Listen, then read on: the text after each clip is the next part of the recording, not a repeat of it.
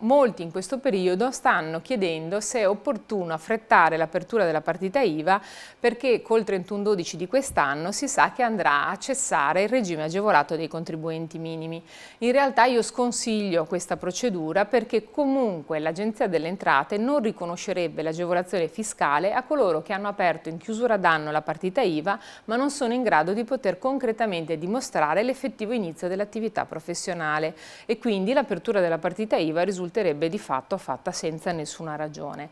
Meglio a questo punto aspettare il prossimo anno. Sappiamo che oggi il disegno di legge di stabilità per il 2016 comunque prevede una rivisitazione molto significativa dell'attuale regime forfettario, prevedendo tra l'altro un'agevolazione molto vicina a quella del regime dei contribuenti minimi attuali per i professionisti che comunque vengono considerati start-up, ovvero quelli che iniziano l'attività, che la inizieranno a questo punto nel 2016 e per i primi 5 anni di attività potranno avere effettivamente una tassazione analoga a quella attuale del regime dei minimi. Vero che la legge di stabilità al momento è stata approvata solo al Senato ed è ancora ai lavori parlamentari alla Camera, però nulla fa pensare che questa disposizione non vada a buon fine, quindi il consiglio è per chi effettivamente ha solo intenzione di iniziare l'attività nel 2016 ma non l'ha ancora iniziata nel 2015, di aspettare gennaio e quindi la nuova normativa con il regime nuovo forfettario.